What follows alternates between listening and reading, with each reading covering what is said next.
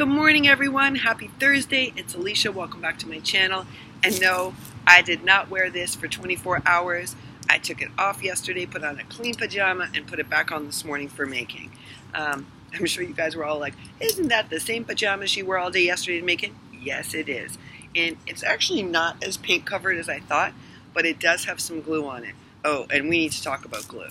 So before I show you a collective Ali sale haul and a trim haul, I want to share something with you. Something I learned yesterday as I sipped my coffee. Wasn't this nice? My husband woke me up with a treat coffee this morning. I was like, yay! Listen, when I came on this trip, I brought my EC6000 and a travel-size bottle of Fabric Tac that Miss Sabrina bought for me. And when I was first making tool shakers, and actually any shaker, I, for the most part, was using EC6000. I'm going to tell you why. I teach at an art school that swears by EC6000, swears by it that it is the best, strongest fabric glue on the market. And they're not wrong. The problem is it stains delicate lace like this. When you use it, it really does stain. It doesn't matter how careful you are, it stains it. In fact, if you look at it real close, it's not even that it looks messy. It's that it actually wrecks the fine lace. So I thought that was problematic. And Sabrina was like, girl, you got to use Fabric Tac for that. But I will tell you that when I was making my tool shakers, when I first learned how to make them, because I was having some trouble with the vellum shakers, I still have trouble with the vellum shakers. I'm one heck of a good tool shaker maker, but the vellum, I don't know. I have sequin stick issues. Doesn't matter if I use baby powder or not. I have watched video after video. I just do something wrong with the foam tape, or I buy the wrong kind of foam tape, because I'll tell you, there's like sticking going on in every corner, and I don't like that. So I tend to make a tool shaker, and I've gotten pretty good at it. When I first learned, I was using EC6000, and I had forgotten how hard that was to work with, and I'm going to tell you this. I really had forgotten.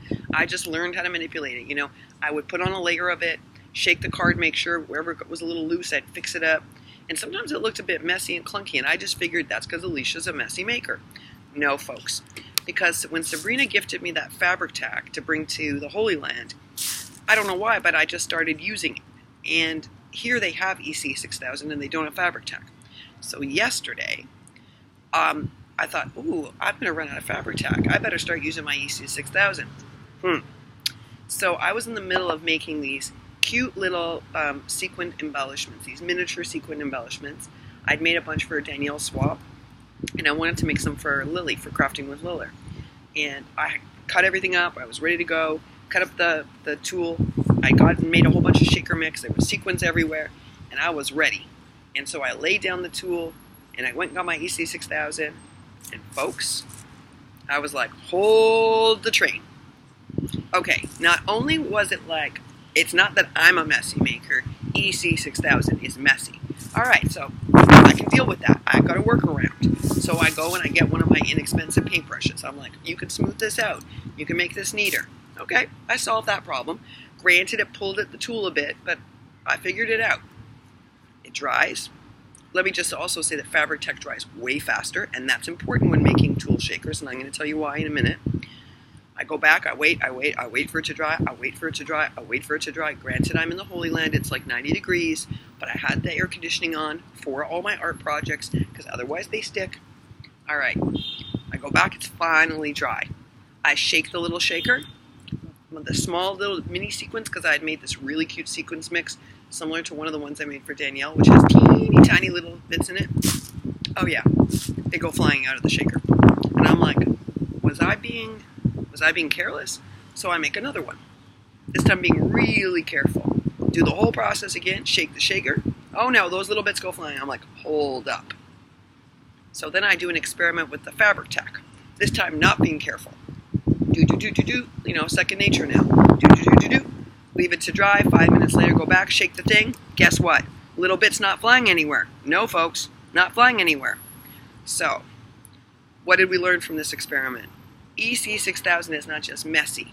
It doesn't just stain the lace, but it lays in such a way that it's unlike Fabric Tac. It does not block in the tool to stop those teeny little shaker bits from flying out. So what you have to do is go back and layer and layer. And I did try it. I went back and I layered and layered the EC6000, and after 2 more applications, it was fine. But here's the problem. You say, okay, well, it works. It's harder to use. You have to do extra steps. No, because when it's dry, it looks like I'm a messy maker because I have to layer it up, and you can kind of see the EC6000. Folks, this is not a good glue to be using. I can't believe I was using that the whole time until I brought the Fabric Tac to the Holy Land. Now I can't go back. So yesterday I had to pop out because I'm like, I need me some more Fabric Tac. Well, they don't have it here, but they do have a German comparable. They promised me is as good. I'll do an experiment this week and let you know. Not going to use it on Lily's stuff. No, I'm going to be using Fabric Tac. And then I will try the German stuff and keep my fingers crossed for Sabrina's swap. Otherwise, I'm going to do an emergency order. Thankfully, they now have Amazon here, and I can do an emergency order of Fabric Tac if I have to. I hope it's allowed to be shipped in here. Israel has really strict environmental laws and really strict health laws. So believe it or not, I can't order most Tim Holtz oxide dyes because there's an ingredient in it they think is unhealthy. So they will not bring it into this country. So I told you guys I only brought like two distressing inks. One is like vintage photo, and I think the other one is the turquoise, which I used on a project already, but I can't bring in anymore. I tried. And I want to tell you that my stickles and the other stuff I ordered from Amazon and paid for that delivery service is not here yet. So I have a complaint into Amazon. Not happy. Aliexpress beat Amazon. That is not a good thing. All right, enough complaining for this morning. Fabric Tac, folks. If you're making tool shakers, use Fabric Tac. That was today's lesson. Let's take a look at this amazing lace. This is like rainbow lace. I don't know if you can see it. It's so cool. It's also not super, like he was explaining, this is not super good quality, so it will be a bit tougher to lay down, but I'm okay with that now because I'm confident I can lay lace flat now. But he said it's super sturdy. So this is really good.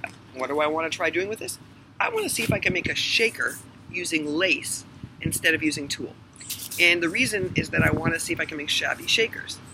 So I'm trying it out, and so I bought this really cool lace from my trim shop, and because it's kind of like tulle. It's got like a nice rainbow finish. It's super shabby in person, but it's got a lot of transparency like tulle, and I think it will make a really pretty shaker. And so I'm trying to see if I can make some shabby shakers. Well, we're going to see how that experiment turns out. All right, so that's trim number 1. Trim number 2, in case that shabby shaker works out, is this gorgeous thing, which is part butterfly, part flower. And it's super pretty in person, totally pretty. It has like mint green, it has that Tiffany green, it has that coral in it, it's got the blue in it, it's amazing. And it's got a little sparkle, but not too much sparkle, because you know Alicia doesn't like a lot of bling. I don't know, Sabrina doesn't like a lot of bling either. She likes a little well-placed bling, or as she said about Donna's, it's on point. So I know that we don't want a whole lot of bling because we both don't love a whole lot of bling. We like well-placed bling, I guess. And look at this beauty. Oh yes.